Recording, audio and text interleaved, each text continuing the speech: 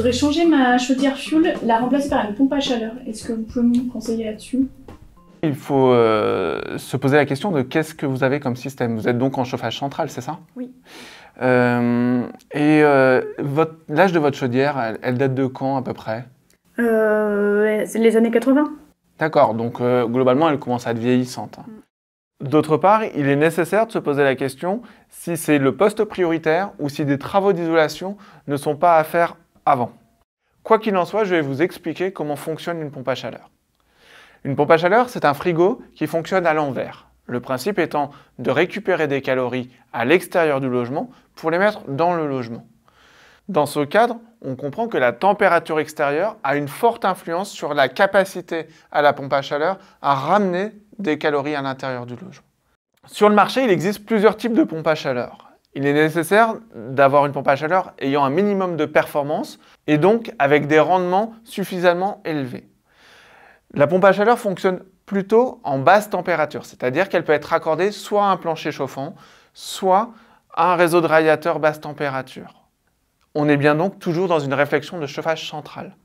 Néanmoins, quel que soit le système de chauffage, et encore plus sur de la pompe à chaleur, il est nécessaire de l'intégrer dans un bâtiment isolé. Donc, en résumé, une pompe à chaleur RO, ça convertit les calories de l'extérieur pour chauffer l'intérieur. C'est donc sensible au grand froid. Pour un chauffage central, il faut un matériel de qualité. Dans tous les cas, il me faut une bonne isolation.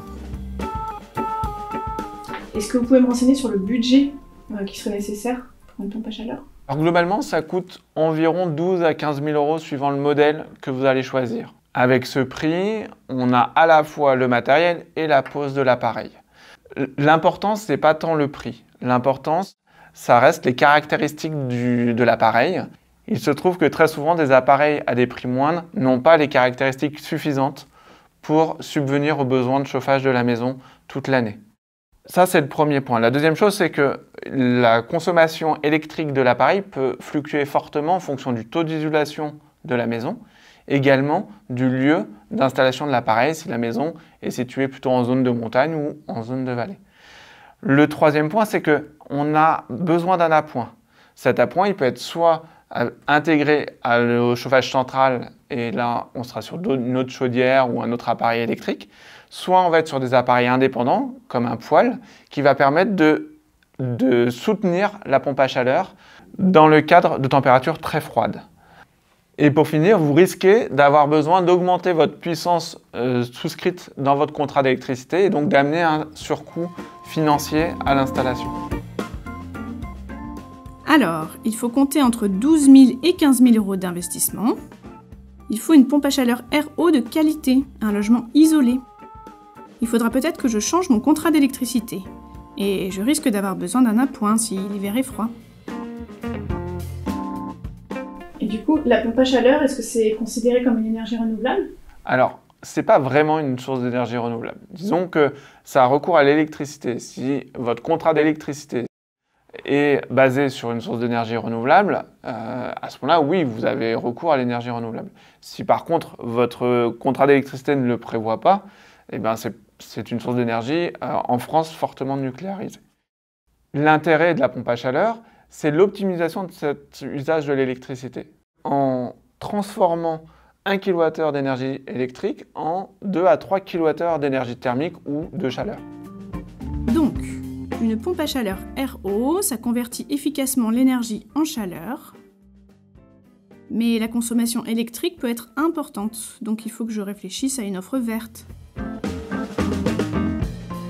Bon, alors je suis pas convaincue par la pompe à chaleur avec ce que vous me dites. Est-ce qu'il y aurait d'autres solutions pour changer mon système de chauffage? Alors, il n'y a pas de solution idéale. Globalement, en remplacement d'une chaudière à fioul, si on ne veut pas avoir recours à une pompe à chaleur, on va avoir la possibilité, tout en conservant un chauffage central, soit d'utiliser une chaudière à gaz de ville, si on y a accès, soit une chaudière à bois bûche, soit une chaudière à granulés.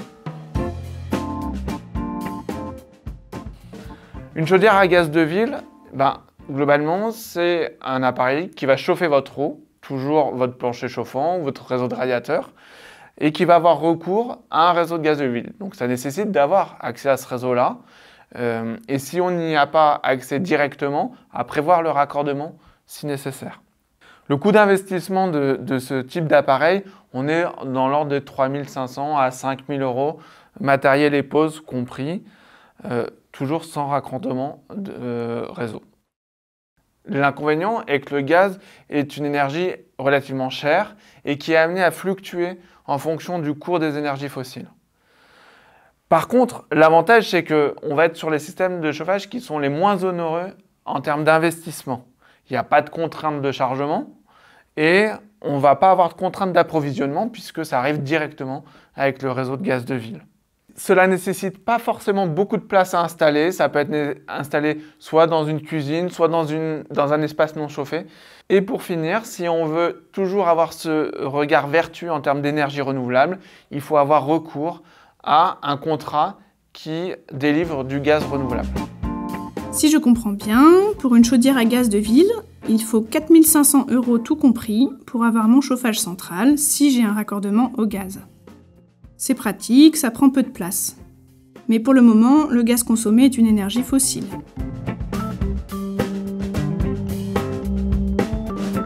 La deuxième solution que je peux vous présenter, c'est la chaudière à bois bûche. Une chaudière à bois bûche, cela coûte environ 10 à 12 000 €. Ce tarif comprend à la fois la chaudière, la pose et également des ballons tampons, puisque c'est nécessaire dans le cadre de cette installation. Ces ballons tampons vont permettre de stocker l'eau chaude qui vont être chauffés par les bûches. Grâce à cette chaudière, 1 ou 2 chargements par jour uniquement vont être suffisants pour avoir une chaleur confortable, même en période de grand froid.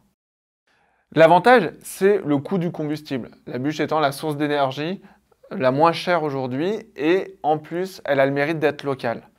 D'autre part, c'est une énergie renouvelable qui n'a jamais été transformée. Avec une chaudière bois bûche, il faut compter environ 11 000 €. Les bûches, ce n'est pas cher. C'est une énergie renouvelable. Pour ne charger qu'1 à 2 fois par jour la chaudière, il me faut des ballons tampons.